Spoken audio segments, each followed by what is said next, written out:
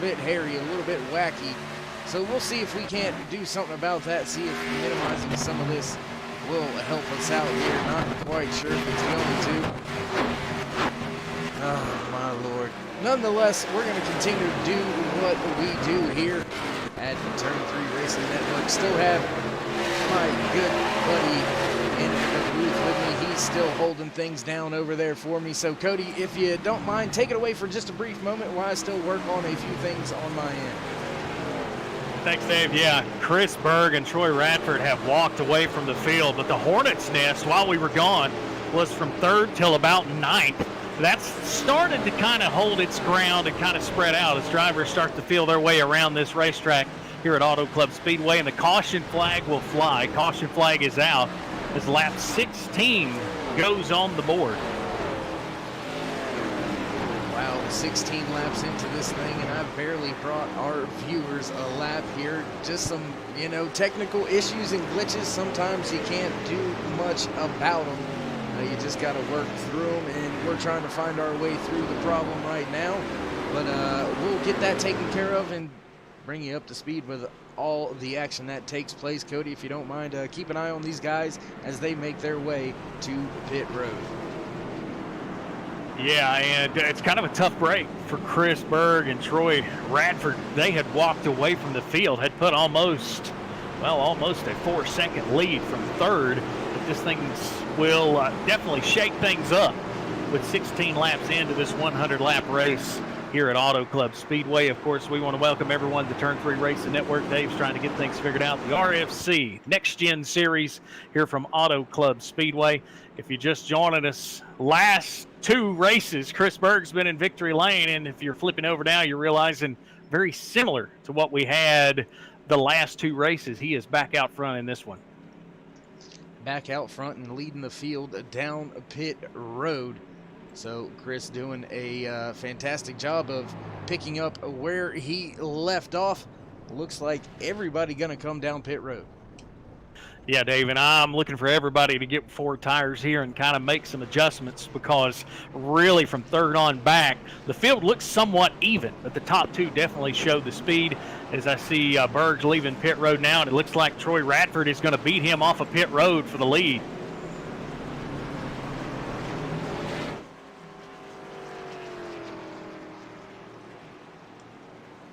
As those drivers will make their way back out onto the racetrack. And that first run, Brian Mescal Jr., he was really in the center of the Hornets' nest, and that nest was from 3rd all the way back till 11th, and that was for about 5 or 6 laps before things tried to sort out. We're talking 2 and 3 wide around the Auto Club Speedway. Yeah, and it looks like we have got all the bugs ironed out, everything fixed up, ready to go. So once again, I do apologize to all the fans out there watching. My bad. Hope you've managed to make your way back on over to the newer stream. As you know, here at Turn 3 Racing Network, we're not going to give you something we wouldn't want to put out and look at ourselves. So I do appreciate you bearing with us and working through that. But the fast Troy Radford, he's going to win that race off of pit road, Cody, and he's going to have control of the field when the lights go out on that Ford Mustang. Yeah, and Brandon Medford had a really good run in that stretch while the cameras were off. He was moving through the field pretty solidly. KD Osmond, he come up through the field as well. Kind of that race between 3rd and 11th. Really the same drivers, but they've kind of shuffled it up a little bit. Damon Cox has made his way up to 13th, though, after that round of pit stops. Yeah, and I wish I could talk a little bit more about the racing action that was going on when we were trying to get everything sorted out. But nonetheless, some great action beforehand. We're going to have some great action afterwards. Do want once again welcome Cody up here in the booth with me. First time up here in the Turn 3 Racing Network broadcast booth. So I do appreciate you joining me up here, and I hope you have fun. Hope it's a good night, and we'll get this thing fired off the right way this time. Appreciate it, Dave. And yeah, it's already been exciting so far. These race car drivers spread out all over this Auto Club Speedway. As if you're just joining us, welcome. 18 laps are in the books. 100 laps will make the race tonight. As the Autism Speaks 100, it's Damon Cox proudly presenting that as we race here at Auto Club Speedway. Field working their way through 3 and 4 back towards the restart box. 49 of Tori Radford will have control of the field as they make their way to the box. He's gonna wait for it now on the gas, and we're back. Green flag racing here at Auto Club Speedway. Radford well and away from the field. Great start by him. Chris Berg gonna be a little bit behind the 8-ball slot down there on the inside lane, but now Chris Medford making his way around him on the outside. Medford got a great restart. He went from the outside to the inside. Now he's all over the bumper of Chris Berg. Gets into last week's winner, and around goes Berg. Berg's going to spin to the bottom, but we're going to stay under green flag. No caution out yet. Tough break for Berg, getting loose and down to the bottom of the track off of the racing surface. And the woes begin to come back. We'll hopefully get it sorted out. And that, once again, caution now being flown, trying to look to see who it is, where it is. We've got all kinds of issues going on here tonight. Tough break. Oh man, goodness. Things starting to calm down once again. We'll try to see if we can't go back, take a look at what happened. Looked like maybe Chuck Mobley was involved with that, so we'll take a look back here, see if we can't see anything. And no, unfortunately, things not going to be cooperating with us here tonight. And even though we can't see that replay, that incident off of turn 2, if you were watching, it looked like Chris Medford just simply had the run. And when he got off of turn 2, he had so much momentum coming up to Berg's back bumper that it's one of those racetracks, Dave. If you let off, you lose that momentum, you're going to lose every position that's near you. Yeah, Auto Club has always been a momentum track. If you have to get out of the gas for much longer than what's needed, you can find yourself losing 2-3 positions very rapidly. Field going to be all over each other for a handful of laps. You may get 1 or 2 cars stretching some gaps out, but for the most part, this is a very heavy draft dependent track. What that did do with that caution, it brought Eric Blunt all the way up to second in that 3M Innovations machine. He sorted through the traffic, and he brought KD Osborne with him.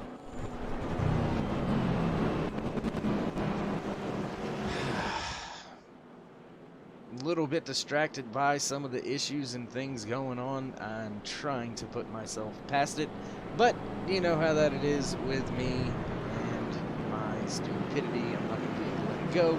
But anyways, field working off of turn number 2. Pace car lights are still on, so we'll go around the track one more time, working lap 21 out of 100 for tonight's scheduled race distance. 200 miles around this track, Cody, and that's asking a lot out of the tires as compared to the fuel. Drivers would be able to make it on 2 stops, but I think the tires may be screaming well before then. Yeah, 100 laps. Now, the air temperature is not really the concern. 65 degrees here at Auto Club Speedway. The track temp has went up just a little since we dropped the green, already up to 85 degrees track temp-wise. But for sunny California, that's not as hot as you possibly could have on the racetrack. Yeah, surprisingly, the track is only at the 85 degrees. Not used to seeing this track here in California being so cool. Most of the time it is right up in the 90s, almost 200s, almost 100s. Good Lord, so distracted right now with everything going on, but we'll get back to normal because, you know, I get squirreled, you know, syndrome sometimes, but you know what it is. totally understand, especially when something's going crazy. Not a lot of drivers at the front half of the field took pit stops, but we are seeing some of the drivers from about, say, 18th on back are stopping to get some adjustments and some fresh tires. That ought to make things interesting when we go back to green. I know track position is key, but fresh tires could make a difference. Absolutely. Not a lot of laps on the tires, but this track is very abrasive, very, very hard on the tires. So every lap or two, that's going to make a huge, huge difference. And I think some of these drivers up at the front that chose to stay out, I believe they're going to be screaming for some tires here in the next 10 to 15 laps, should we stay green flag racing until then. I would totally agree with that. And the drivers, I feel like, that have got those fresh tires, if they can get a good restart here, they can almost gang up on those top 15 guys that did not go to the pits. And we're going to find out what happens here as the field makes their way through 3 and 4, coming back across to the restart box. Your race leader going to wait for the flagman to throw it on the loud pedal. Once again is Troy Radford, and he gets another great start. Katie Osmond right there behind him, pulling even with that outside lane. Not such a good restart out there for those drivers on that outside lane. Troy Radford going to easily have the lead into 1.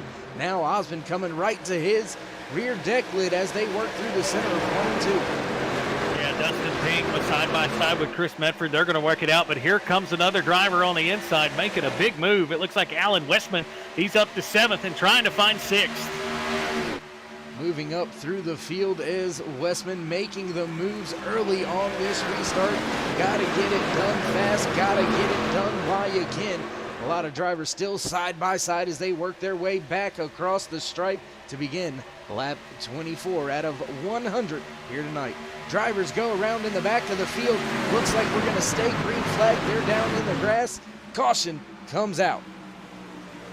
Caution comes out, and man, if you're Brandon Medford, you didn't want to see that. He came out of that restart like a rocket, was starting to move up through the field. He's cruised into the 5th spot as the caution comes out with 24 laps in.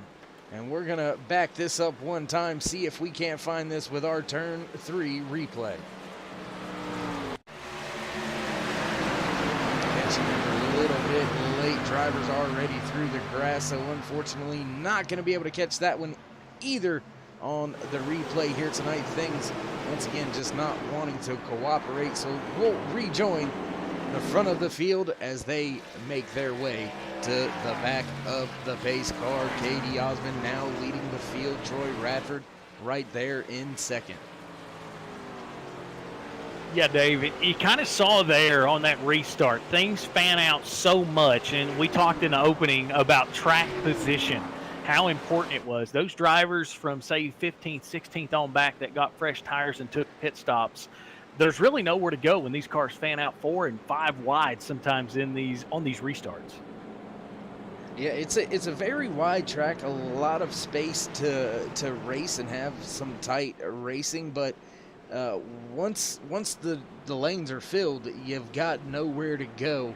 And as we all know from our own racing experience, whether it be in real life or here on iRacing.com, you got to get what you can get on the restarts. Those are always like the green-white checkers where it's all take, no give. You got to try to separate yourself from the rest of the field. And looks like we're going to get a little bit more strategy out here as your race leader, Katie Osmond, stays on the racing surface. A lot of drivers electing to come down pit road behind them. Looks like we've got about anywhere from 7 to 10 drivers on pit road. It's interesting you say that. We were so focused on 3rd through 6th that we had a lead change in that green flag run. Eddie Osmond took the lead away from Troy Radford, but Radford is in the pits, and he's going to see if he can't make some adjustments as the 88 machine must have rushed to the lead somewhere in that green flag stretch we just had. Yeah, I mean, that's the beauty of restarts as well. You've got so much going on that sometimes you can't quite catch it all. And we see that week in and week out here in the RFC NextGen K&N Series here live on Turn 3 Racing Network. And folks, while we work our way around the track on a few pace laps, we're going to step away for a quick, I do promise you this time quick, about a minute and a half or so commercial break. Don't go anywhere. We will be right back.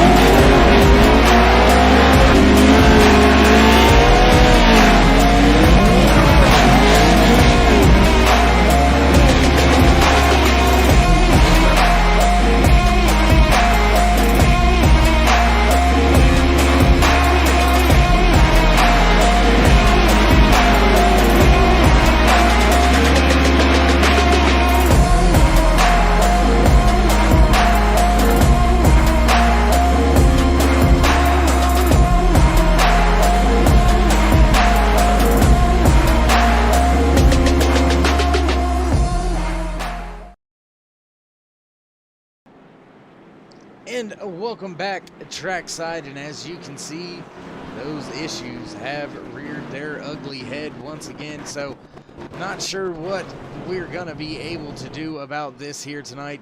Gonna have to try to figure something out here.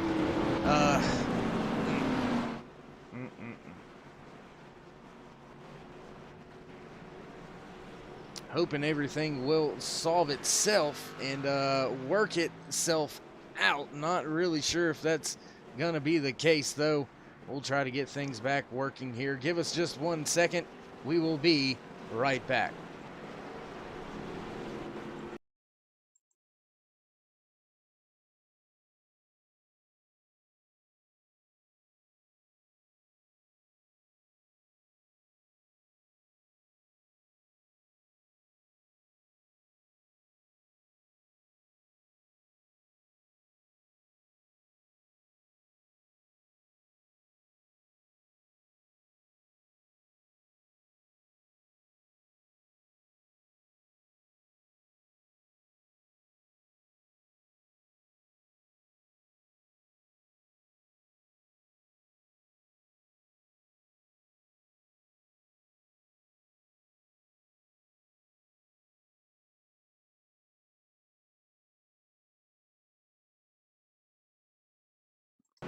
Back at the track once again, trying to get everything situated and worked out for you, ladies and gentlemen.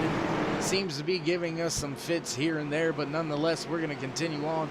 May have to keep some things hidden from the overlay from the picture here. It looks like some of that may be causing a little bit of the issues here tonight, but we'll continue to bring you today's race action as the pace car hitting pit road, this time by Katie Osmond with the lead of the field.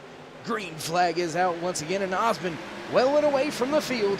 Already at the start finish line, has about a half a second gap back to the field. Field still too wide all the way through. Some drivers electing to jump down to that bottom lane. Did have to jump to the outside. Side-by-side racing action for the second spot. Gordon Larson Jr., Dustin Ping, nose to tail. Not a lot of room between those two, but don't look now. On the bottom, here comes Troy Radford. Radford's going to go to the bottom. He's going to hunt for that third spot from Dustin Ping as they head into turn 3. Heading into turn 3 Troy Radford right there, still digging on the bottom line, has Eric Blount right there with him as well. Alan Westman behind him. That trio of drivers trying to make that bottom lane work as they cross the stripe, put Radford to second. Radford into that second spot. Whatever the team did on that last pit stop, he had shot out of a cannon on this restart. But on the bottom, here comes Alan Westman. Westman seems to do pretty good on these fast short goes. We'll see what he can do if we can put some laps down, as lap 30 is in the books now. In 3 wide racing there for a minute. 3 wide now back down the back stretch once again. Alan Westman, the one of Dustin Ping, now back side by side as Westman and Gordon Larson Jr. cleared Ping. They're going to head down through the center of 3 and 4, battling for the 4th and 5th position.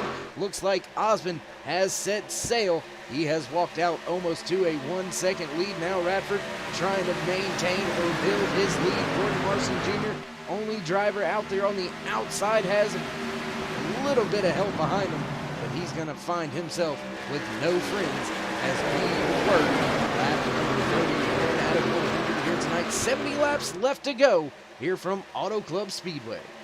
Yeah, Katie Osmond has looked in that rear view and said, I got to go, and I got to go now. Troy Radford is starting to prowl him down into turn 3. But that hornet's nest from 3rd place to about 9th is starting to straighten out. We're starting to see some drivers move up to the field as Brandon Medford, he's climbed up to 5th.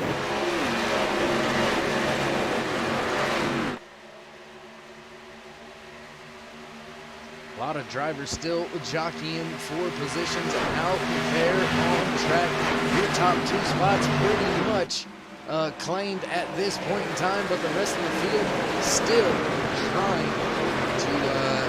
to take a spot here or there, try to move up one at a time as the field slowly beginning to get single file working their way down the back stretch back towards turn number 3 and 4. Not to put any pressure on the leaders, but don't look now. Here comes the number 67, the Make-A-Wish Chevrolet of Chris Berg. He was in an incident off of turn 2 earlier in the race. He's climbed all the way back up to 7th, and he's making positions fly by with each lap we put on the board. Make it 33 on the board now. And 33 laps in the books here tonight from Auto Club Speedway Field, starting to get single file, so we're going to see more than likely a long stretch of green flag run here. Looks like Thomas Light working in the outside lane there, coming down out of, there you go, once again with my tongue tied, tongue twisters, my problems. Thomas Light now going into turn 3 on that outside lane, trying to make the power move work on that run of Dustin Ping. Starting to look at some of the drivers that have been moving up and down the field. We talked about some drivers moving up. Let's talk about some drivers that are falling back. Lance Yancey started 4th on that last restart. He fell all the way back to 13th. Some kind of trouble out of that number 77 machine. And not always trouble. Could just be a little bit of field strategy. If we've got 67 laps to go, I believe most of these K&N Chevy Impalas can make about 30, possibly 40 laps on fuel. So Lance may be making sure he can split this thing right down the middle, take care of the tires a little less time on off pit road, but we'll have to wait and see how that all unfolds right now. Still watching the 98 of Thomas Light as he tries to break inside of that top 10. In the meantime, there is a lead change. Troy Radford has jumped to the top spot. He just got by Katie Osmond, and it looks like that 49 car is dialing back in where he was earlier in the race when he pulled out that big lead, because he walked right around the 88 of Katie Osmond, and now it'll be Katie Osmond and then Eric Blunt will round out the top 3 as we work lap 35. Yeah, and that's something you'll get used to seeing here. Not just in the RFC NextGen K&N series, but multiple other series that are showcased here on Turn 3 Racing Network, is drivers that know how to manipulate their runs to save those right front or right rear tires. A lot of pressure being put on both sides. Well, the whole right side, both tires, I should say. A lot of pressure, and you can eat them up very quickly. You can overdrive these cars very easily, so drivers that can maintain the tires are usually the drivers that you see make their way up through the field in the long run. Now battle back there, I believe that is Gordon Larson Jr. battling. No, I'm sorry, that's Chris Berg taking the spot away from Chris Medford. That is for 6th and 7. Yeah, he has been on a mission, Dave. He was running about 14th when that restart happened. He is now working on the back bumper of Alan Westman for that 5th spot. And I hate to tell it, when you look at timing and scoring, he is faster than our leaders, and he is flying with each lap that we put on the books. Yeah, and the laps are going to begin to click off very rapidly as it looks like we're going to have a 3-wide battle almost. Alan Westman, Chris Medford, Gordon Larson Jr. right there. Almost into the wall with the right rear is Alan Westman making his way down the backstretch right there, hugging that wall. And Brian Mescal Jr. in the 33, he's fallen through the field just a little bit, running in 9th right now, just behind Gordon Larson Jr. Yeah, Gordon Larson Jr., 3rd in point standings right now for the RFC NextGen Series. Brian Mescal Jr., I feel like he is methodically just trying to stay around the top 10, patiently waiting, trying to keep the number 33 AC Delco machine clean. Yeah, you know, there's an old saying, in order to finish first, you must first finish. And with these new damage models, these new tire models, you can throw yourself behind the 8 ball very early and find yourself fighting all day long. Sometimes drivers choose to just kind of take it easy, tiptoe, maybe get around the halfway point, and then really start trying to make their moves from there. I know we're probably not going to see it on the camera, but the number 94, Joshua Cogdell, may have had to save the race coming off too. He was completely, I would say, parallel opposite of the wall and saved it. And he's riding back in the 20th spot right now, but wow, what a save. Yeah, we'll jump back to him, watch, see if that slide and that save has any effect on those tires. We have known, or have been known to see, after drivers get loose really big and have a big catch, they tend to be a little bit looser for the next few laps until those tires calm down. So we'll keep our eye back on here through the rear of the field a little bit while keeping our eye on timing and scoring. And it looks like Troy Radford may have had an issue. Nope, now he jumped back to the top of my timing and scoring. So a little bit of issue going on timing and scoring as well. Lap 40 in the books out of 100 here from AutoClub Speedway, the Autism Speaks 100 for the RFC NextGen Series. As we see the race continuing, and we still see Troy Radford out front, but a change for that 2nd spot. Eric Blunt has moved into 2nd. Yeah, Blount very good at long runs. AutoClub is a track that he seems to come alive at, but just as we say that, he's going to give up 2 positions and fall back to 4th. Brandon Medford and Chris Berg with a big run are going to take that spot away. I'm telling you, that number 66 Make-A-Wish Chevrolet is coming, and he is coming in a hurry. He has been flying through traffic. I'd hate to see what's going to happen when he gets some clean air as he tries to reel in the leader. Oh, a little bit of contact there with the front end of Eric Blunt. That's where the contact was just previous in the race. Oh, and around goes Blunt into the outside wall. Caution is going to come out once again, and we've got a driver with his hood up. I believe that's Alan Westman. No, it's not. Who is that? Driver up near the front of the field. I can't quite make it out who it was. Brandon Mefford, it looks like. Brandon Mefford with that contact and that hood up. Oh, my hood stuck up. He can't see anything. Spotter talking to him. That's going to be tough break for him. He's going to have a long repair for that one. So we'll back it up here with our turn 3 replay and see what happened.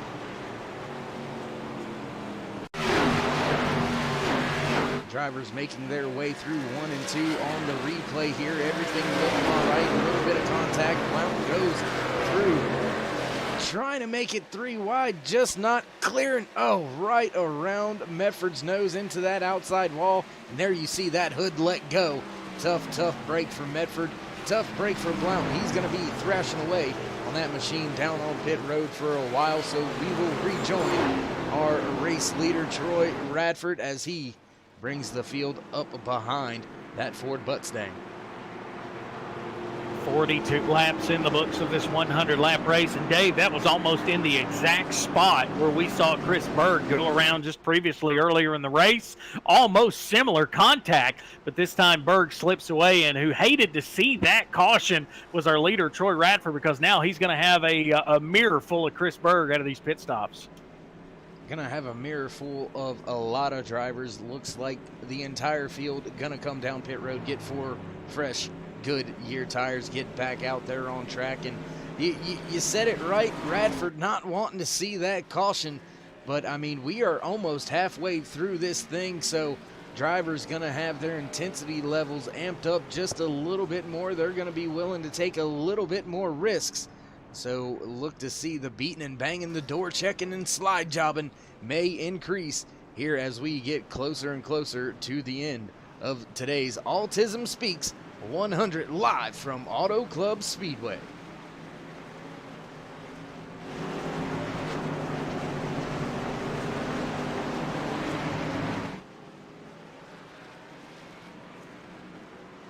Most of the field making their way off of pit road. Troy Radford led them on to pit road and gonna lead the parade of cars back off of pit road.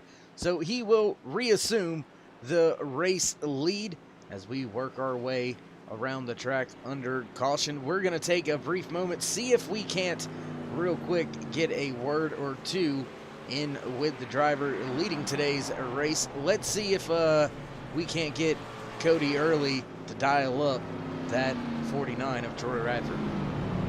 Troy Radford, you got a copy? This is Cody Early in the booth. I do, gentlemen. How are you guys doing tonight? Doing well, man, doing well. I know we were talking a minute ago. I bet you hated to see that caution come out, but tell us a little bit about that race car. It seemed like whatever that adjustment you made on the previous pit stop, you figured out something real quick. I'm just sitting here I know what I need to do for the long run. We just can't quite get that long run, so just kind of trying to save my tires a little bit and just kind of relax, really try not to push the car on the early part. And a lot of these boys want to get up in there and really lead laps. So, if they get up there and press me right at this point, I'm going to let them go. But, if it goes green, I think that I'm going to have a real good shot. Well, Troy, we wish you the best, man. That 49 machine is moving, and hopefully we'll be chatting with you again soon. Hey, thank you much. There you have it. A little bit of parting words from the driver of the 49 as he gets ready to pull them belt straps tight one more time, as our good buddy Larry Mack would say, and go back green flag racing. So, yeah, it's going to be interesting little shootout. I say a shootout, it's 57 laps, but to me, that is a very, very short time to get the job done. So, Cody, if you were in second or third at this point in time, what's your strategy here for the end of this race? Because we may not hit pit road again. Well, Dave, I'll just say if I'm in third place at least, I'm Chris Berg, and I'm pretty confident about my car. But right now, it's just a matter of staying in the top 4. And I say that, and the reason I say that is because the top 4, that's really been the safest place on the racetrack right now. I feel like the top 4 spots, you have so much clean air that if you can stay in that top 4, then hopefully you'll keep your nose clean going forward. Yeah, keeping the car clean and straight is a big deal, especially now with this new damage model on these K&N Chevy Impalas. A little bit of scrapes and dings can go a long way. They're not as forgiving as maybe they used to be, but that's why they lend themselves to some of the great racing action that we have seen all season long here in the RFC NextGen K&N Series. And man, I'm almost out of breath. Ryan Snare is going to pick up the lucky dog, but I go down the standings and look at a driver that I had highlighted on my sheet with Bobby Summers, and he is going to, I believe, have it in the garage the rest of the race. I had him highlighted because he was a winner earlier this year at Chicagoland, and when you look at this layout of this racetrack in Chicagoland, you see kind of where the similarities of where I was going to go, but it looks like his day is going to come to an end rather early.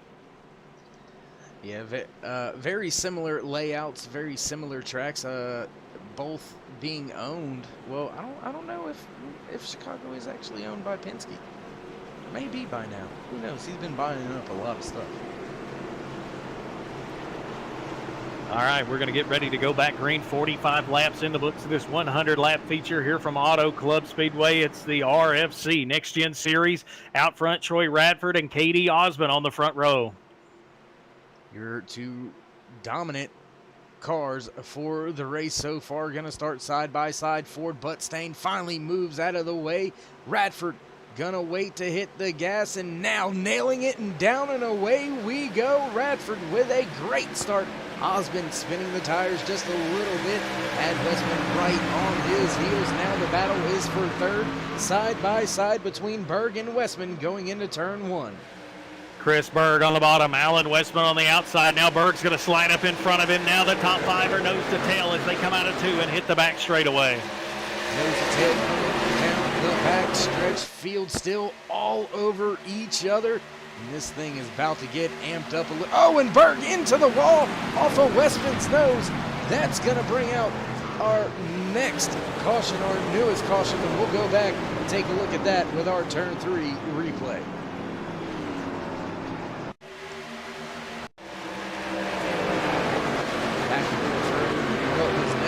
But there you see Berg coming off of turn number two once again, working his way down the back stretch. Going to be right there in front of Westman. It looks like just an untimely bump. Spins that 67 into the outside wall, and that's all she wrote for him. Going to be sliding a long way on that driver's side. A lot of damage to fix on that 67 machine. And, you know, that's the whole broadcaster curse right there. You say the top four spots are the safest place on the racetrack, and then that happened. What could be arguably maybe the fastest car in the field, as he had got up to fourth before that incident. But it just goes to show you, even though I said the top four was safe and clean air, it's not looking that way now.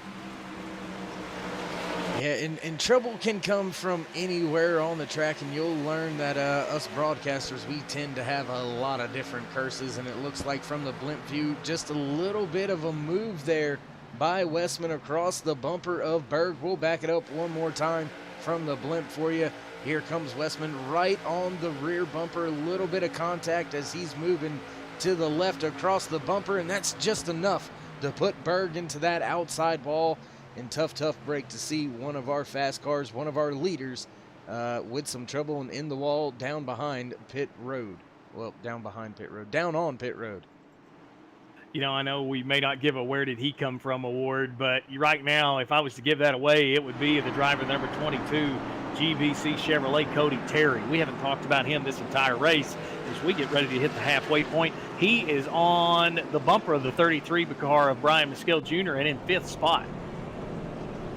Yeah, and if you remember, too, Brian Mescal Jr., one of those drivers that was hanging out around that 10th position about 20 or 30 laps ago. We talked about how he was kind of hanging back in the field, and now we see with about right at the halfway point in tonight's race, here he is knocking just, well, not knocking on the door. He's just inside of that top five, so look for that 33 to move up through the field.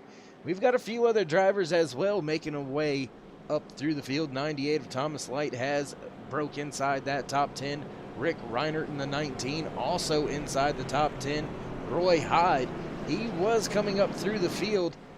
Looks like he's made his bed somewhere around the 7th spot. So Hyde up inside the top 10 as well tonight, having another good run. Dave, you made a really good point about drivers kind of finding a comfort zone for the long run of this race. I would point out a guy we talked to a little bit earlier on the broadcast, Damon Cox. He's in 12th right now. He has a speed that is almost equal to the top 4 drivers on the racetrack right now. So maybe Damon Cox has got something under the hood. He's just patiently trying to wait before he opens the door for that Autism number 57 machine.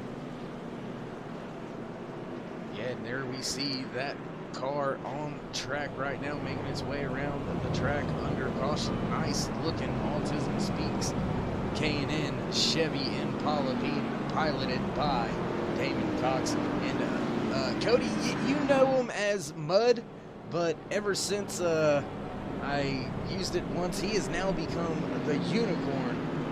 Don't know why at all, to be dead honest, but that is what we call Damon nowadays. And maybe he could pull something magical here tonight and walk away being in victory lane. Yeah, if he's tagged the unicorn, there's got to be some magic somewhere underneath the hood of that number 57 machine out of Virginia. And really looking forward to seeing now as we get to the halfway point this time around. We're starting to see some of the drivers that we hadn't talked about. You got Rick Reiner, he's in 9th. You've got Damon Cox in 12th. You've got Chuck Mobley. He was up there a little bit earlier. And then, of course, Eric Blunt had a little bit of trouble there. You're going to have some fast race cars when you look back from 11th on back. Yeah, I mean, there's stout drivers all through the field. And I can tell you this much from experience from racing with a lot of the guys out there on track. I have bumped and banged and just rattled their cages. They've flipped me down the back stretches multiple times. These drivers out here are no joke.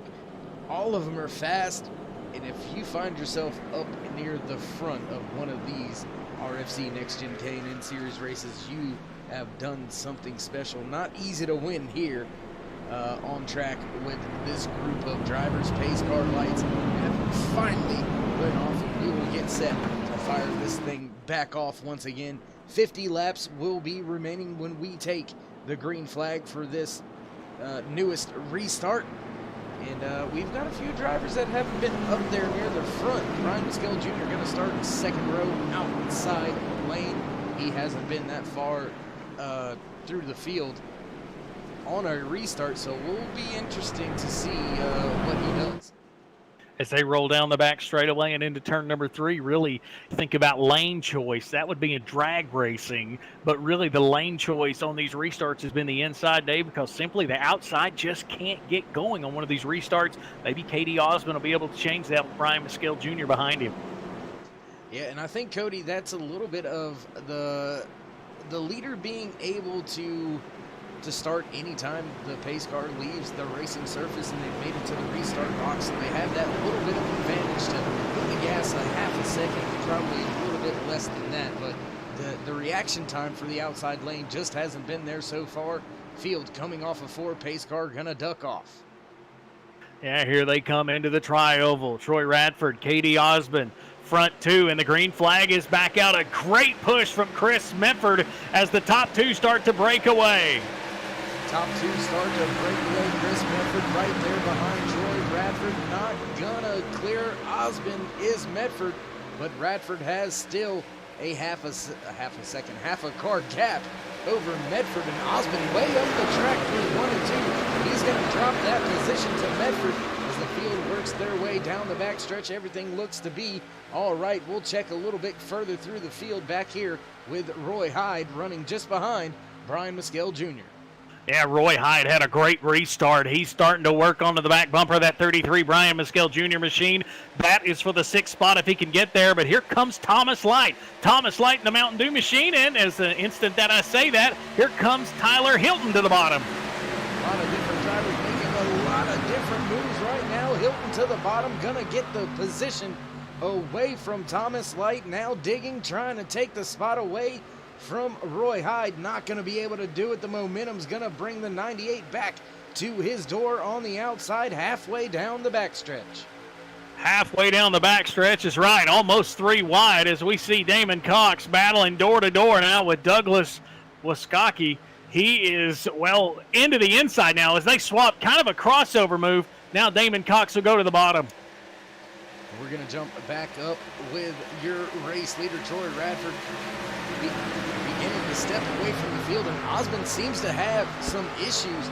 He has dropped quite a bit of time back into the hands of the 22 of Cody Terry. And I tell you what, Cody, we're going to do something we haven't had an entire time to do the entire race. We're going to step away down trackside for a little bit of turn 3s, turn it up.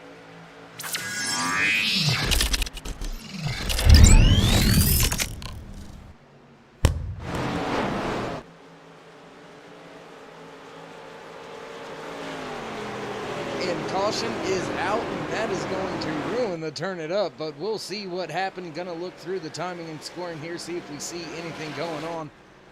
I'm not able to find it. Cody, did you see anything going on out there? Some kind of trouble for Derek Robinson. He's on pit road and is missing a right front tire. So I'm thinking it had something to do with that number 38 machine.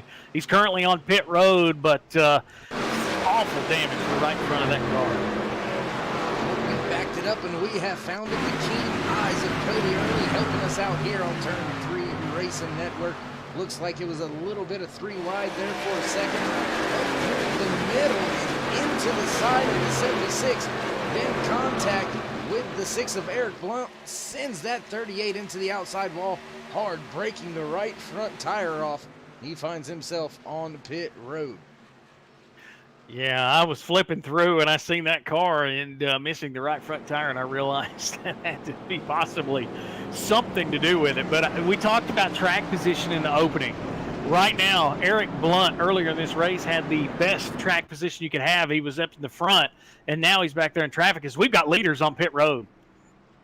Yeah, it looks like most of the field gonna come down pit road. Looks like maybe Gordon Larson Jr. gonna elect to stay out on track, and that is going to leave a few drivers stuck one lap down, not gonna allow them to get the wave around unless Larson Jr. hits pit road next time by, maybe just trying to lead a lap, get that point in the books for him for leading a lap. Most of the field into their pit box without any issues. Troy Radford, your race leader, or previous race leader in his box, no issues, so we'll now join the front of the field. Gordon Larson Jr. staying out on track. Looks like the wave around is going by.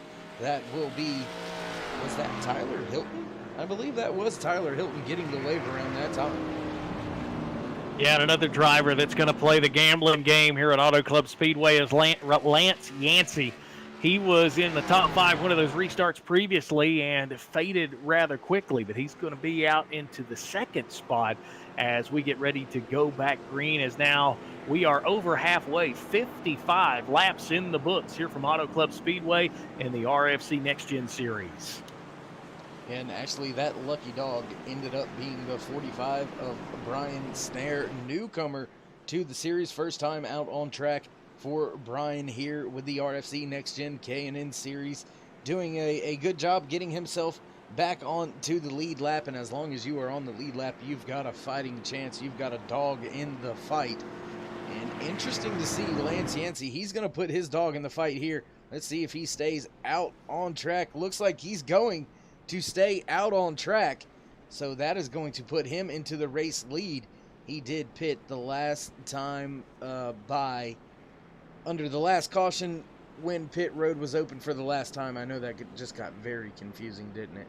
Under our last caution, I'll get this right somehow here. Under our last caution, before pit road was closed, Lance had hit pit road, so he's only got about 6 or 7 laps on his tires, 2 of those laps being under caution. So not a lot of laps, and track position, clean air seems to be the diamond that everybody's chasing right now.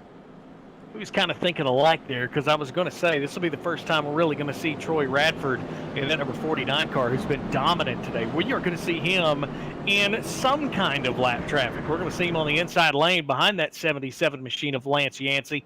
And just interestingly, just kind of want to see how that car handles if he stays in that traffic going into turn 1. Yeah, it's a tough call, because I know here from the seat, I personally don't like to make my move until out of turn 2, but with the laps winding down, you kind of got to take a little bit more risk. But will Troy Radford, being so far up in the points, take the risk, be willing to take a hit in the point standings? No chase for these RFC NextGen K&N Series drivers. It's a straight points championship, old school style, in some old school race cars. So every point matters. Wonder if the crew chief's just going to have him play it safe, or if he's going to go for it all. You talk about crew chiefs. Evidently, the crew chief for the 01 of Gordon Larson Jr. made a quick change. They had stayed out, and it looked like he was going to be the leader when we got ready to go back green. But the very next lap, he decided to duck on the pit road, and that clean air that he had is going to turn into him starting 19th when we go back to green. That's going to be interesting for that number 01 machine. Yeah, And that's going to put him well behind the field. My timing and scoring is a little bit out of whack right now, so I believe we still have 21 drivers on the lead lap. May only be 20 though. Ray Radford may be that last car on the lead lap. You can correct me if I'm wrong on that, Cody, because my timing and scoring is all out of whack. Yeah, it looks like Ray Radford and Gordon Larson Jr., 19th and 20th, will be the final two cars on the lead lap, as it looks like we are going to get ready to go green this time out of turn number 4. Lights are out on the pace car. Lights are out once again. We will get set to fire things back off. These drivers getting doubled up, making their way around to the restart box. Lance Yancey on the front row, Alan Westman. They are in front of Troy Radford and Chris Medford. I'm really interested to see how that 49 car is going to handle in traffic for the first time really in this race. And these drivers head off into turn 1 and coming to the tri-oval now. Coming to the tri-oval, pace car finally out of the way. Field waits to get to the restart box. Lance Yancey on the gas, and he is away from the field. Great start on the old tires by that 77. He has got a big lead, but they fast charging Alan Westman with some help. Now they're going to fan out 3 wide on the entry to turn 1. Put Westman to second. Radford right there at his door on the bottom in third. Lance Yancey, a winner earlier here in this series. Earlier in the season, he's going to have a rear-view mirror full of these drivers as side-by-side Alan Westman and Troy Radford as they go into turn 3. Looked like Westman caught the wall a little bit there getting into turn 3. He's going to fall through the field now 3 wide with Dustin Ping in the middle. KD Osmond digging on the bottom close and into the wall. Once again goes Westman. Field scatters around him and Westman falling like a rock. I don't know if he caught a tire down or something coming off of turn 4, but once he got into the wall, there was nowhere to go. But the attention's out front, out of turn number 2. Lance Yancey has the lead. Troy Radford's trying to find that lead as they hit the back straightaway. Drivers beginning to make their way down the back stretch now. Chris Medford looking to the inside of Troy Radford. That battle is for second. Not quite there yet. Ducking back behind as they enter turn 3. Your top 3, nose to tail. KD Osmond trying to put his name in the hat as he is running in line in the 4th position. Yeah, and you can kind of tell clean air makes such a big difference right now on the back bumper. Troy Radford, Lance Yancey thought about blocking him, but he's going to get the bottom to Radford going into turn 1.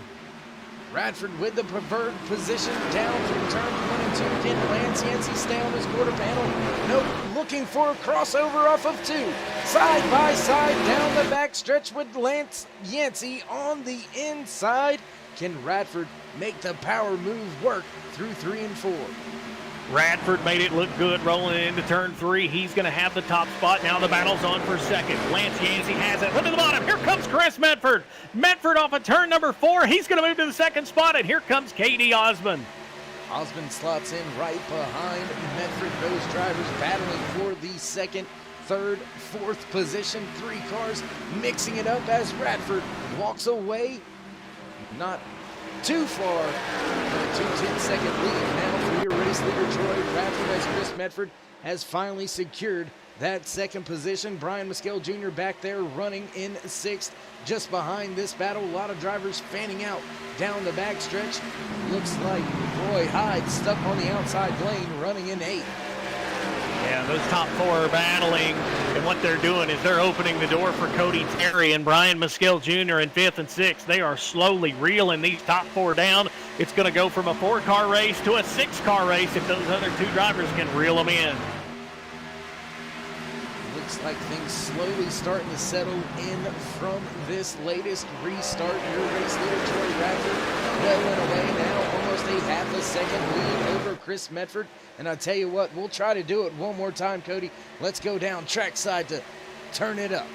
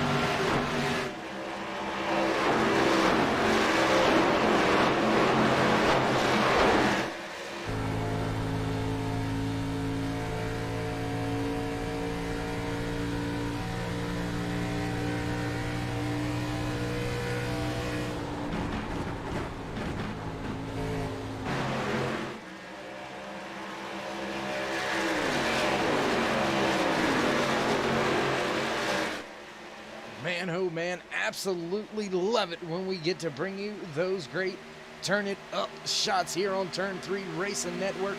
Once again, do want to say thank you, appreciate each and every one of you out there joining us every Sunday night here on Turn 3 Racing Network for the RFC NextGen K&N Series live on iRacing.com, the world's #1 racing simulator. Dave, as we were in that session of Turn It Up, we seen a driver pull the parachute. Lance Yancey went from 5th all the way back to 13th. I don't know if he's trying to settle in or trying to get out of traffic, but he was dropping like crazy in the middle of that segment. But in the meantime, we've got a new driver moving into the top 10. Well, now he's back to 11th, and that's Rick Reinert, who's been in the back half of the field most of the race. Yeah, that 19 of Rick Reinert slowly making gains through the field, trying to make his way around Joshua Caudle in the 94 machine, trying to take away that final 10th spot, but he's got the 67 of Chris Berg right there on his heels. Do have to remember, Cody, these drivers get one fast repair. I do believe, no, that is wrong. We're actually, I'll have to double check into that. I believe they get one fast repair as well as one attempt at a green light checker. Lance Yancey scrubbing the wall there off of 4. Could be a little bit of tire strategy, could be some fuel strategy, as we have got 34 laps left to go. Cody, this race is starting to have some crazy dynamics. Yeah, and Chris Berg, who pretty much had one of the top 4 fastest cars. He's won the last 2 weeks. 2 incidents, and you can tell that car is nowhere near what it was about 20 laps earlier in this race, as he finds himself way back in the 11th spot trying to crack the top 10. And once again, I want to give a big shout out to somebody that's behind the scenes, always helping me out with some information when I need it. Jags, do appreciate it. Thank you. No fast repairs for these drivers, but there is one attempt at a green light checker. So once again, thank you, Jags, for confirming some things out there for us. Just interesting to see Berg. His car doesn't look that bad. We'll go back here and take another look at it. Remember the contact with the outside wall that Berg had. I would assume that his car would look a little worse for wear, but doesn't look that bad. That 67 may be able to recover a little more nicely than we may have thought. As we broke away and was looking into the back part of the field, Brian Maskell Jr., he's drove up the 4th spot. He had been working the back bumper of Cody Terry for the last 3 laps. Finally made the move. Now he's got himself in some clean air. We'll see if he can run down the top 3. Troy Radford with about a 4-car length over Chris Medford. KD Osborne, your points leader in the, well, your point standings leader. God, my tongue won't work for me tonight. Running right there in 3rd, still having a great night, getting as many points as again, as you alluded to. Brian Maskell Jr. slowly starting to build a gap between himself and Cody Terry. It looks like the gap between himself and KD Osborne maintaining right about at the 2-second mark or so. So Maskell Jr. skirting away from the drivers behind him, but not catching the ones in front. Yeah, and clean air could be big for him as he finally, I feel like this is the first time we saw that 33 car find any clean air in this race so far today. But as we work lap 71, he's got himself up to 4th. Now he sees the top 3, at least through his windshield.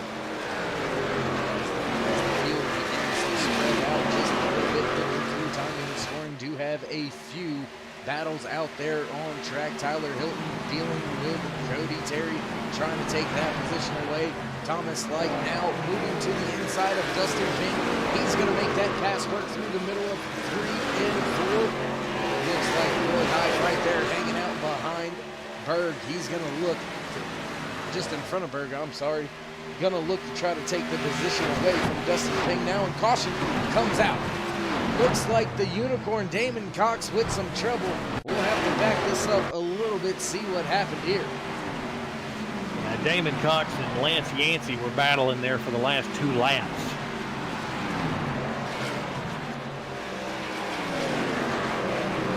Let's see what all took place. Looks like Lance Yancey way up the track into the outside wall, down across the track and into that right rear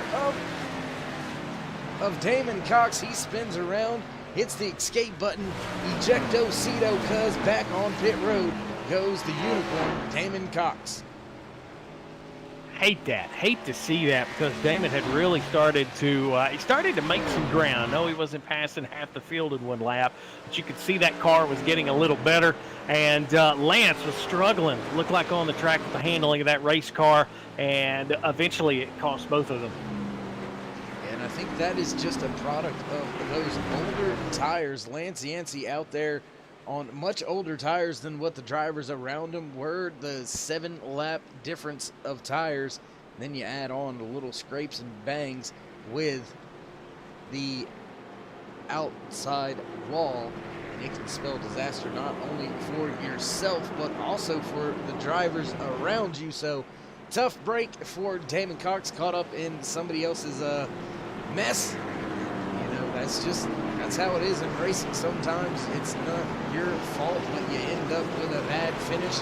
Damon Cox still out there on track in the 18th spot, but we'll have to see how bad that right rear quarter panel is beat in.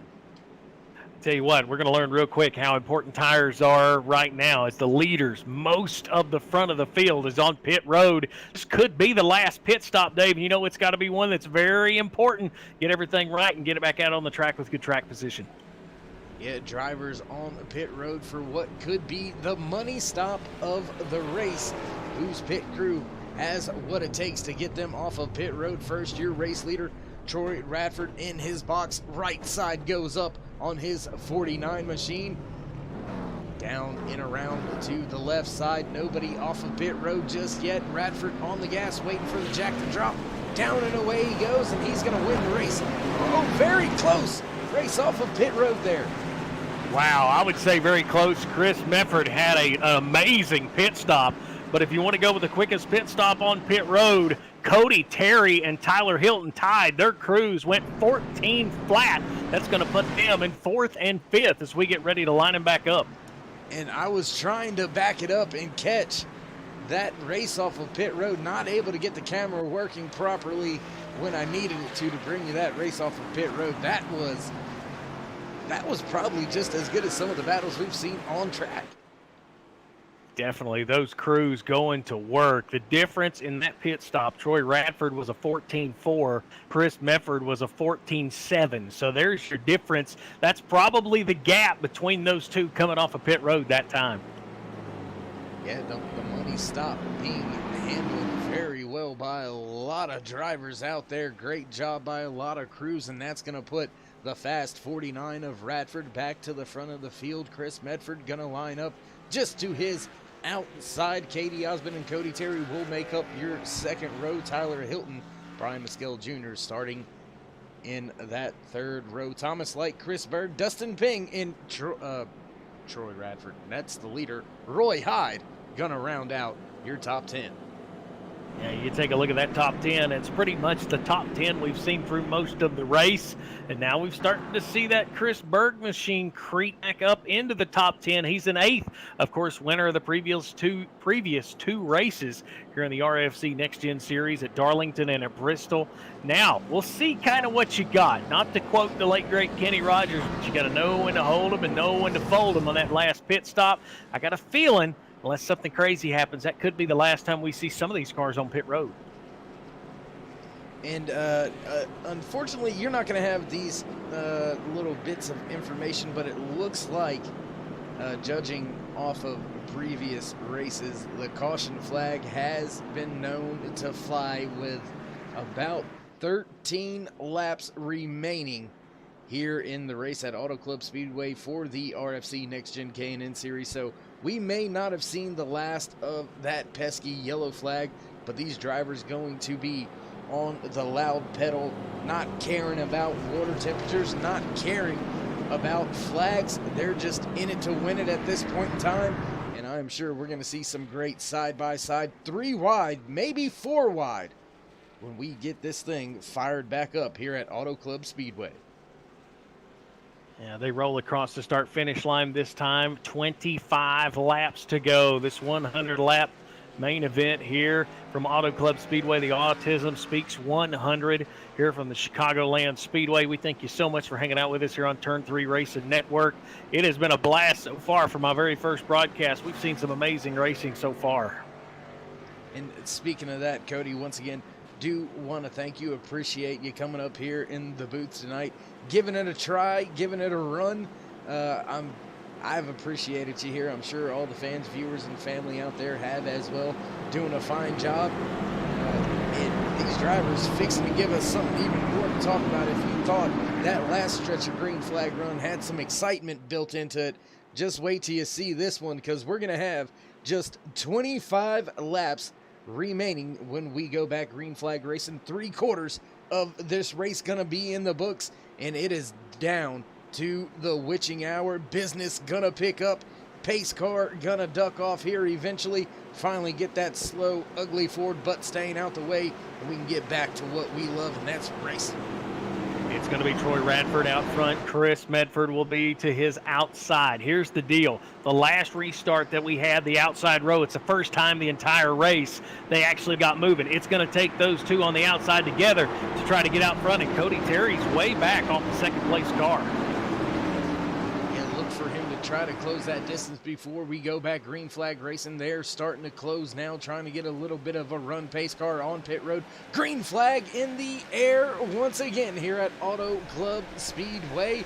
Radford gonna cross the line. Medford and Osmond with a much better start than the previous restarts, but not able to do anything and battle Radford for the race lead going into turn 1. Osmond right there on the rear deck lid with Medford right on his corner panel, side by side off of 2. That pressure on the outside from Medford really made Radford move up the racetrack. What that did was open the bottom up for KD Osmond as they go into 3 and 4. Now, second and third place are side by side as they go in the middle of 3 and 4. Still locked side by side is the 22 of Cody Terry with the 82 of Tyler Hilton. Have a few other drivers side by side back there through the field. Thomas Light looking to the inside of the 33 of Mescal Jr. Not able to make the pass. Osmond all the way down on the apron. Almost in the grass, trying to get the momentum, trying to get a little advantage to take that second spot away from Medford. Not going to be able to do it as Medford powers off of turn 2 on the outside. The longer Medford and Osmond run side by side, you're going to see Troy Radford get on the loud pedal and stretch that lead. As I say that, now they go nose to tail. Now the top 3 stretch out away from 4th, 5th, and 6th. Chris Berg, he's up to 5th. Utilizing that inside lane, he's got a little bit of drafting help with the 33 of Brian Mescal Jr. Thomas Light now just behind them. Terry right there utilizing some of that side draft through the front stretch. That's going to allow Brian Mescal Jr. to try to poke his nose just inside of Bird. Not going to be able to do it. Bird's going to take the position from Terry. Is Mescal Jr. able to get the job done off of 2? No, they're going to stay side by side with a drag race at 175 miles an hour down the backstretch. Yeah, that drag race is going to send Mescal Jr. to the bottom inside of Terry. He's going to be on the back bumper of Chris Berg. A driver we haven't talked about a lot today is Tyler Hilton. He's made his way up to 4th. He's on the back bumper of KD Osmond. Hilton with a great race, great drive. Through the field, there is enough time that he can walk down on top. They put to racing as they are all within a half a second of each other. A second on the second of the top 5. So it is still anybody's game as we work down the backstretch here on lap 79 out of 100 for the Autism Speaks100 live here on Turn 3 Racing Network. Yeah, and the top 3, what we've noticed on this restart, Dave, is the pressure that Medford was able to put on the leader from the outside row made the front 3 stay closer. And what that's done has gave the momentum to the top 3. It's not been a breakaway, but we're seeing a battle now for second. Once again, KD Osmond not happy with second. He's putting the pressure on Chris Medford. Yeah, these top 3 drivers eventually getting single file. Really fast. Thomas Light, Rick Reiner, Cody Terry, Chris Bird, Brian Mescal Jr., Tyler Hilton, all right there lined up with each other. So as Osmond looks to make the pass for second, that's going to bring the rest of these drivers, the next 4 or 5 drivers, fight up there to battle for the top spots. So this thing is far from over. 20 laps to go when we cross the line this time by. Osmond down there on the white line, not able to get the position away just yet as Radford continues to click laps off. He's got the most laps led in the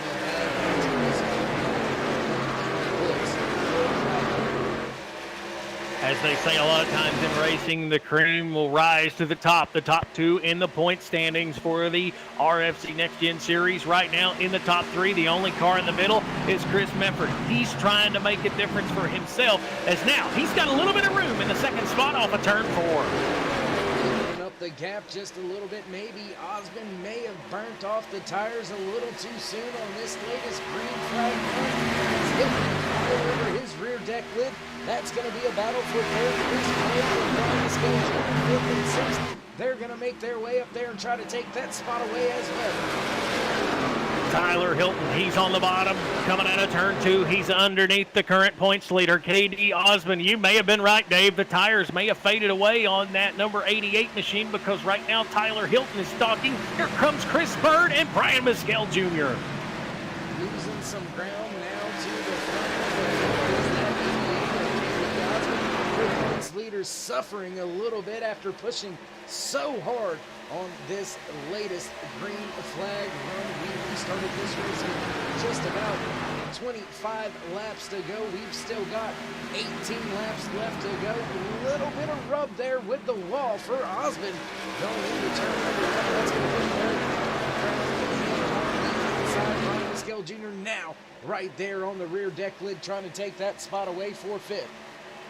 In the meantime, out front, Troy Radford has the lead pretty controllingly right now over Chris Mefford. You might have been right.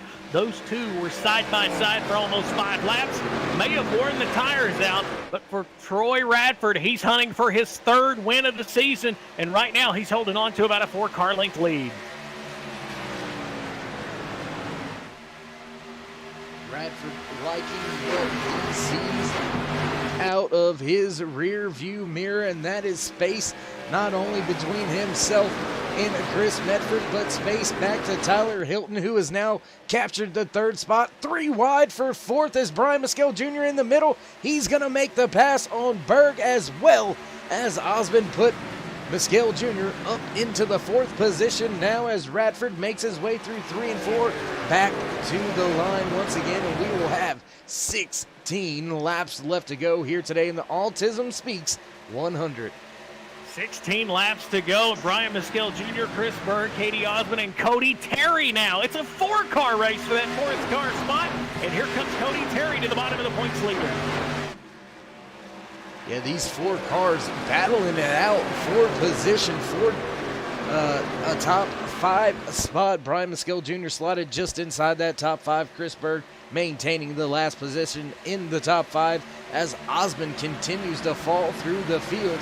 And tire management, I believe that's what we are seeing rear its ugly head. Osmond pushing very hard at the beginning of this run, and he is paying the price now, falling all the way back to the 7th spot, and he's going to still have to worry about Thomas Light and Rick Reinert right there lurking in the background in 8th and 9th.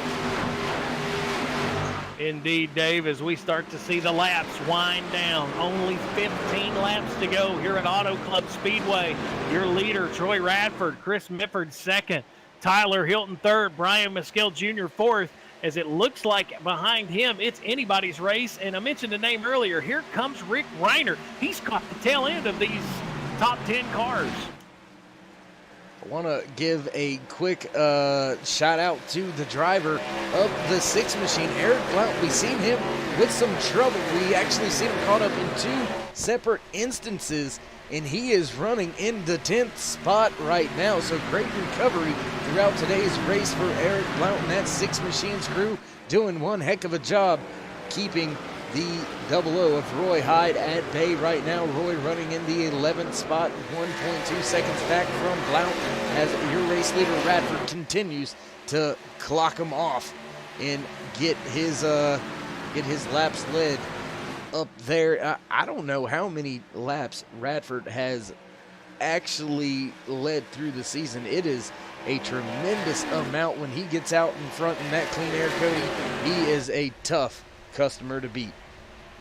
Yeah, and he's very smooth. Once he got clean air, I feel like he is racing his race, so to speak. And I say that from a racer's term. If you can get clean air and get distance, it's you and the racetrack. No matter how other many cars are on the racetrack, if you can get that clean air and get your car where you want it, it's pretty much you out there running practice laps. Right now, running practice laps is pretty much what Troy Radford is doing.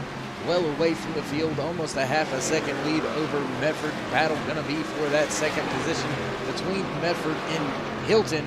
Then you got to go all the way back to about 6th and 7th for the closest battle from there. Thomas Light involved, Eric Blount, Rick Reiner, KD Osmond, all 4 of those drivers still battling for supremacy towards the back of the top 10.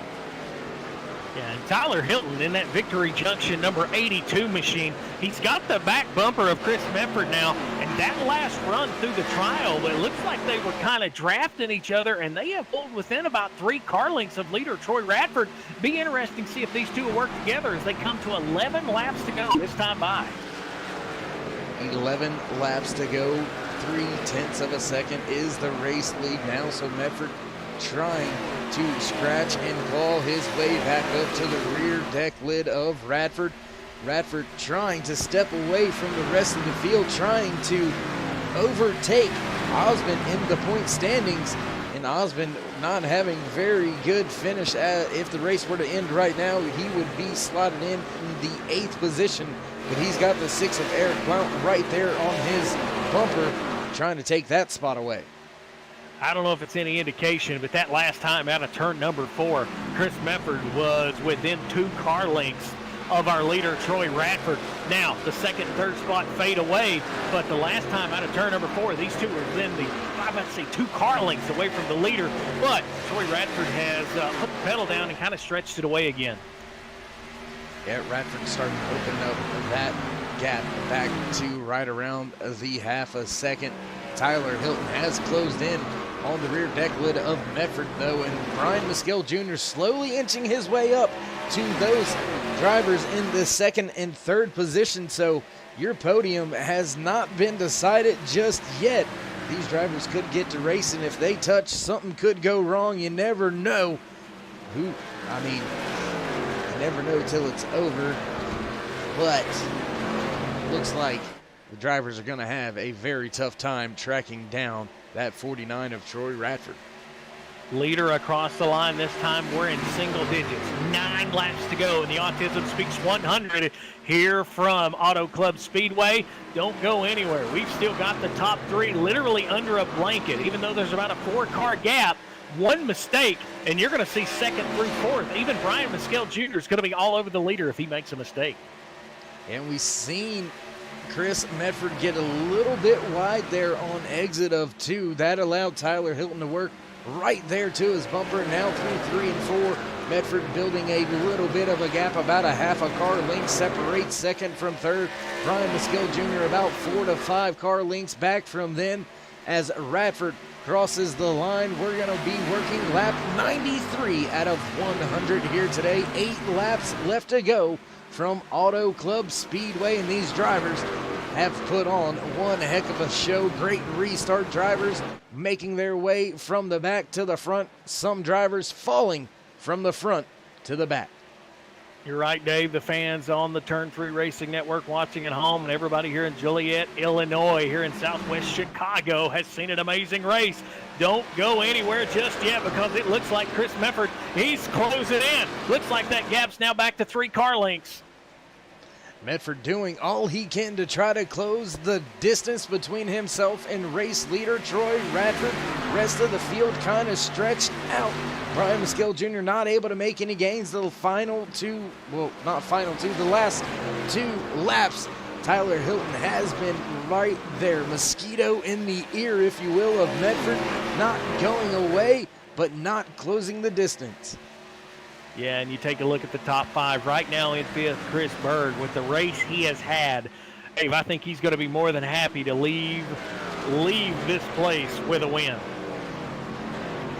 Yeah, if Chris Berg were to walk away with a top 5 here today, that would definitely be like a win for him after the early trouble in the race, to be able to make his way back up through the field and inside the top 5. That is a solid finish for a driver that has been very solid and dominating over the past 2 race weekends.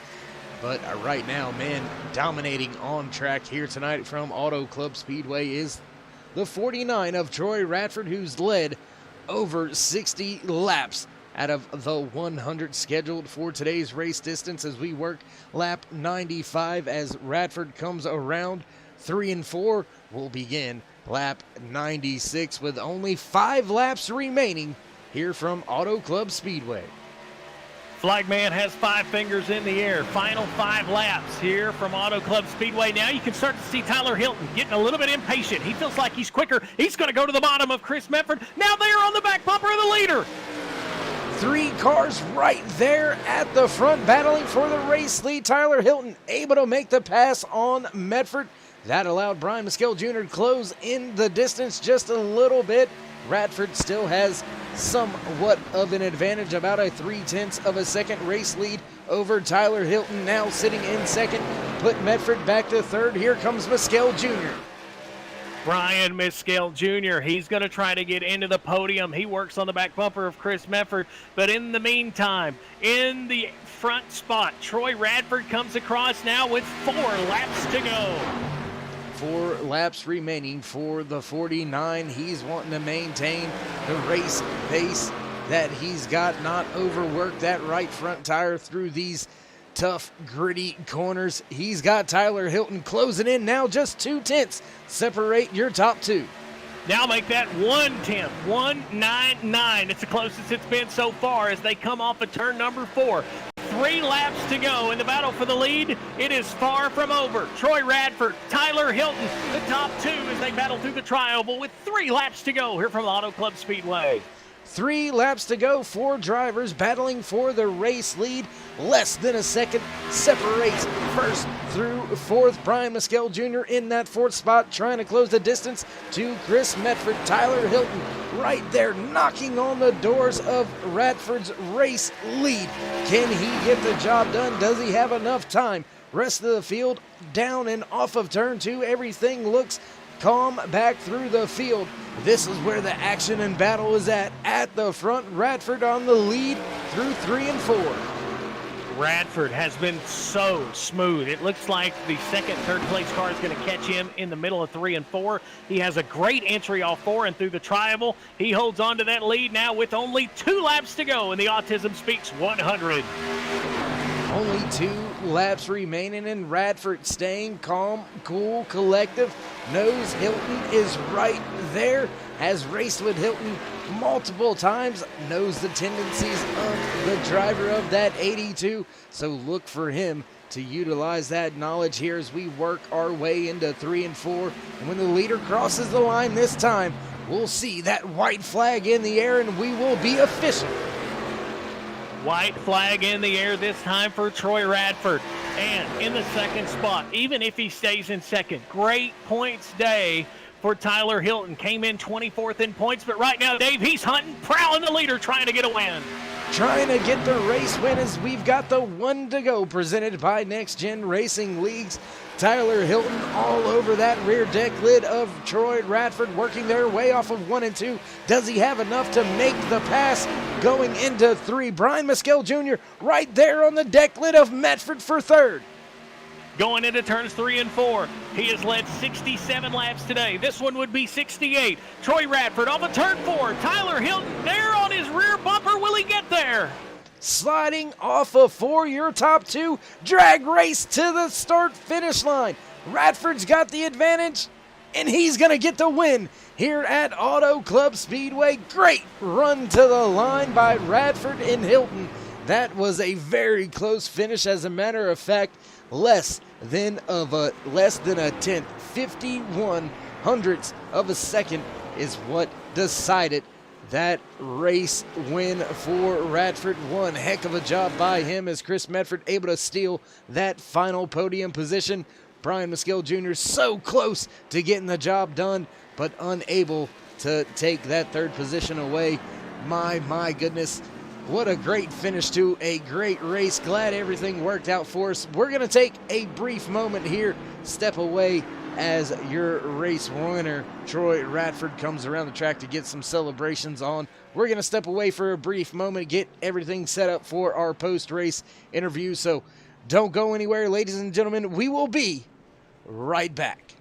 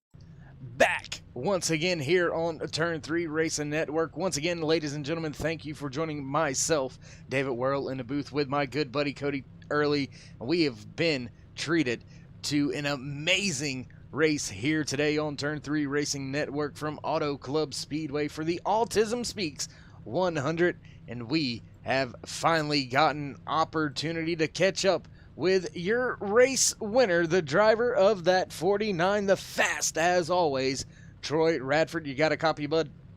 I do. How are you doing, man? Doing great, doing great. Maybe not as good as yourself with champagne and celebration all over you. Gonna have to get some confetti out of your ears when you get home. But, man, great job out there. Thank you very much. Yet another race win for you here this season in the RFC NextGen K&N Series. Did you see yourself being this dominant when we were working through happy hour and qualifying? Did anything tell you that the crew and the car were going to be this good? You know, I knew the car was going to be real good. It was just a matter of my MO as of late is have nothing stupid happen, because if something stupid can happen, it has happened. So, you know, it's mainly just trying to not have anything like that happen tonight. You know, ended up having there towards the end. First run, I was really good. Tyler was able to sit back there in third and save his tires just a little bit and kind of pace off me and Chris. So Tyler definitely had, you know, another lap. Tyler would have been, you know, number one out there. But, you know, definitely, you know, it was a close race, good. And, you know, I'm glad it was 100 laps and not 101. For sure. I could see your eyes looking in the rear view mirror there that last lap, and as the distance closed, your eyes got bigger, so a little bit of concern there, but nonetheless, getting the job done, walking away with a race win here today, Troy. As always, a pleasure to interview you in post-race interviews. Before we let you go and finish your celebrations, would you like to give any shout-outs, thank yous, love yous, anything like that? You know, big one as always, Lucky Fin Project on the hood of the car, as well as National Kidney Foundation. Big congratulations to the entire Falcon team coming home 1, 2, 3, and 8th. Only had Brandon ended up getting wrecked out of there. So, you know, 4 cars in the top 10, absolutely phenomenal race. And of course, big thank you to my wife. I know we've been doing like these family night races and all kinds of stuff, so I've been doing way too much time on iRacing lately, and she has not given me any grief about it. So, big thank you to her. Happy wife, happy life, my man. Great job. Go celebrate this race win with her. Get her on here again, and we'll do some drag racing. We'll put the wives together, drag racing at Sonoma. What do you say? Oh yeah. Parting words there from your race winner, the 49 of Troy Radford, doing an excellent job out there today, and I think we have now been able to catch up. I think Cody Early has been able to strap on his boots, run down there to pit road, and get in a few words with our second place finisher, Tyler Hilton. Yeah, Dave, it is a long way from the box all the way to the infield here at AutoClub Speedway. But, man, I have got Tyler Hilton with me. If this was the Autism Speaks 101, my brother, I think you might have your first win of the 2020 season. But tell us about the closing laps, man. This car, I know Troy made a comment earlier that he felt like you had a chance to save a little bit as far as tires, and then you got to battle them with Chris. Tell us about this car in the last 5 laps. Oh man, yeah, it was a great ride. It definitely came in towards the end there. That was, I believe, the longest green flag run that we had all day. I definitely saved early after that last restart, and those last 5-10 laps, it just kind of started driving itself. It felt like, and I was able to get by Chris and run down Troy, and I didn't want to do anything to mess up the 1-2-3 finish that we had going for Falcon Motorsports. Thankfully, we didn't do that, but, that last lap, I was like, heck, if he goes a little bit high, I'm going to try to put it in there, so I did, and photo finish there at the end. But, yeah, I could not be prouder of this Falcon Motorsports team today, finishing 1-2-3 like that in Troy. Those guys, they've taught me so much, and definitely came a long ways today. Well, man, it looked like your car was quick, maybe been the quicker one in turns 1 and 2. But in that last run, it looked like he was a lot quicker in 3 and 4. But when you come off of turn number 4, when that checkered flag was going to be flying, it looked like you had a little bit more momentum on that final lap. Is there anything you done any different coming through 3 and 4 on that last lap? Just hammer down. So 3 and 4, definitely I felt better. Like I said, I was just kind of riding it out. Didn't want to mess anything up for us 3 up there. But we came 3 and 4 that last time, and I think a little bit fresher tires was able to help there and make it close. Didn't quite get them, but still, yeah, it was a heck of a run, and this thing was a blast to drive today. This is not usually one of my better tracks, so I'll definitely take it. Well, Tyler Hilton comes in second, doesn't get his first win of the year, but picks up his 6th top 5 on the season, and he leaves Auto Club pretty happy. Man, before we let you go, anybody you want to thank on this car? Definitely shout out to the Victory Junction gang. This is my first race with them on board, so appreciate everything that they do. They're right down the road from me, from where I live, and they are a great group of guys.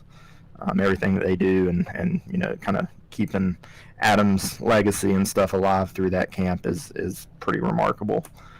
Again, Falcon Motorsports, all the guys that were part of this race tonight, my wife for letting me take time out of the day to do this. My family, I think they're out there watching tonight. You guys up in the booth, RFC, NextGen, all them. So it's hopefully it was a good show, and we appreciate it.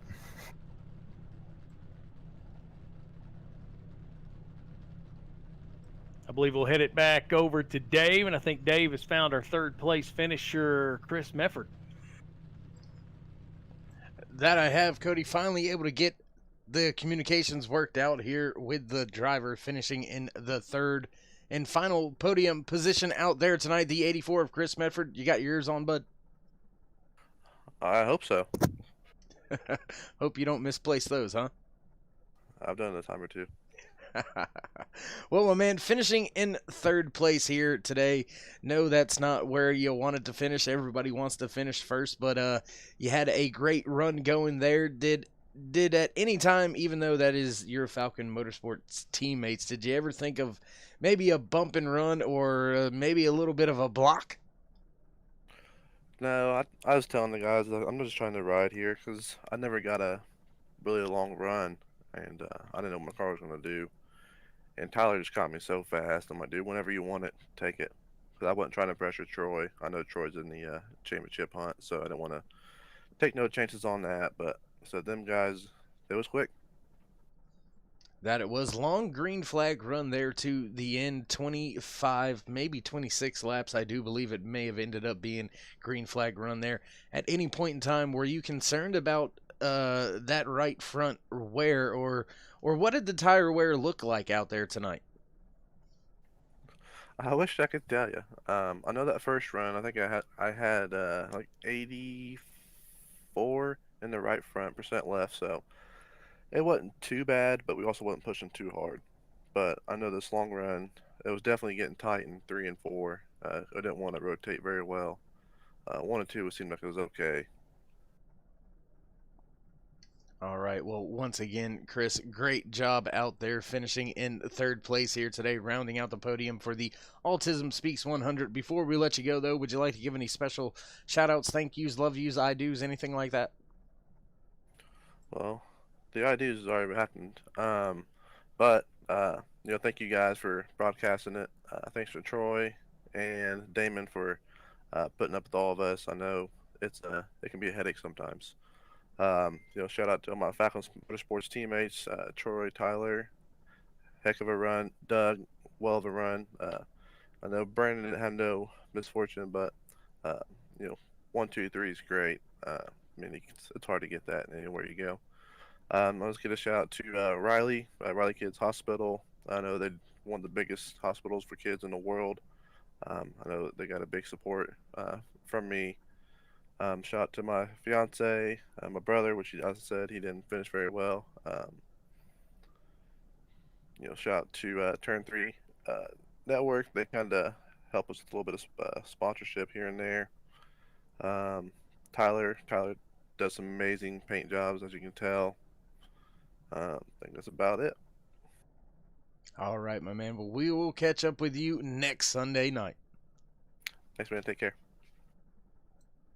There you have it. That was the driver of the 84 machine, Chris Medford, finishing in third place here today. And it looks like he has took his car to the hauler. So not very much for us left to do up here in the booth, except give you your finishing race results. Finishing today, top of the board, your race winner, the 49 of Troy Radford. Coming home in second, the 82 of Tyler Hilton. Third place goes to the 84 of Chris Medford.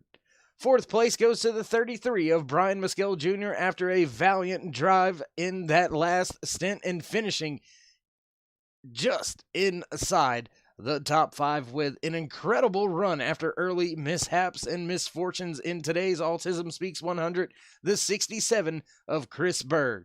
Finishing 6th today, the 00 of Roy Hyde, followed by the 22 of Cody Terry. 8th spot goes to the 34 of Douglas Wasaki, and finishing 9th, the 19 of Rick Reinert. Rounding out your top 10 here tonight, the 6 of Eric Blount, followed in 11th by the 01 of Gordon Larson Jr. The 88 of KD Osmond, your points leader, finishing today's race in 12th position, 13th to the 98 of Thomas Light.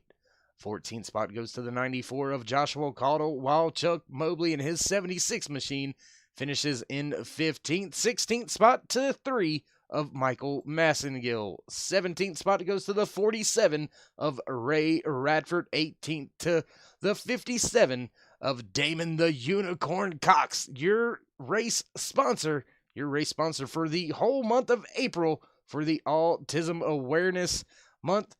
Shout out, tip of the cap and everything to that man, Damon Cox, doing an excellent job out there raising awareness for autism all month long. Finishing in 19th, the 45 of Brian Snare. 20th position goes to the 1 of Dustin Ping. 21st, the 68 of Bobby Camden. 22nd, the 08 of David Smith Jr. walking away today. And 23rd, the 17 of Alan Westman. After trouble, the 77 of Lance Yancey slots home in 24th position 31 laps down. Finishing 25th here today, the 38 of Derek Robinson, sliding home in 26th, the 83 of Brandon Mefford, 27th, the 14 of Corey Walters, 28th, the 5 of Brandon Hartwell. Rounding out the field here tonight for the Autism Speaks 100 from AutoClub Speedway, the 23 of Bobby Summers. Well, that concludes your finishing order, and there's nothing really left to do up here in the booth from myself or Cody Early. So before we go, I want to give a special shout out and thank you to you, Cody, for joining me up here in the booth. And do you have any final words or parting words from today's race? Well, Dave, I appreciate you opening the door of the booth, letting me come in here and hang out with you today. And man, what a show the fans here at the track and the folks at home and the Turn 3 Racing Network got to see of the RFC NextGen series, the Autism Speaks 100. Definitely a dominant car from Troy Radford, but the never give up attitude of Tyler Hilton there towards the end almost paid off, but just come up a little bit short. But that kid has definitely got a lot of talent, and look forward to seeing how the rest of this 2020 season goes for him.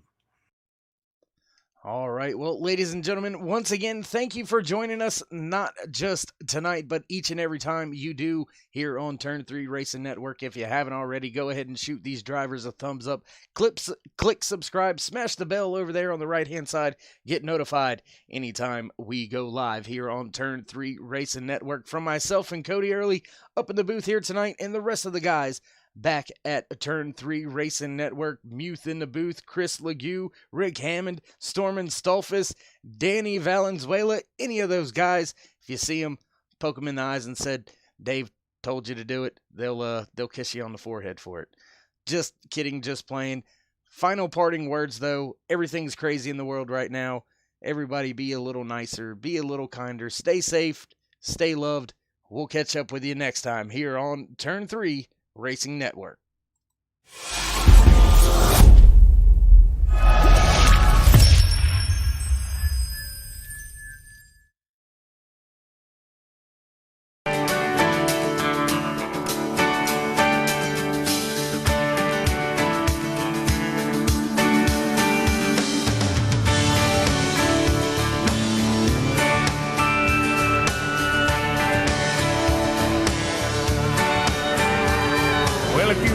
Me where I come from, here's what I tell everyone. I was born by God's dear grace in an extraordinary place where the stars and stripes and the eagle fly.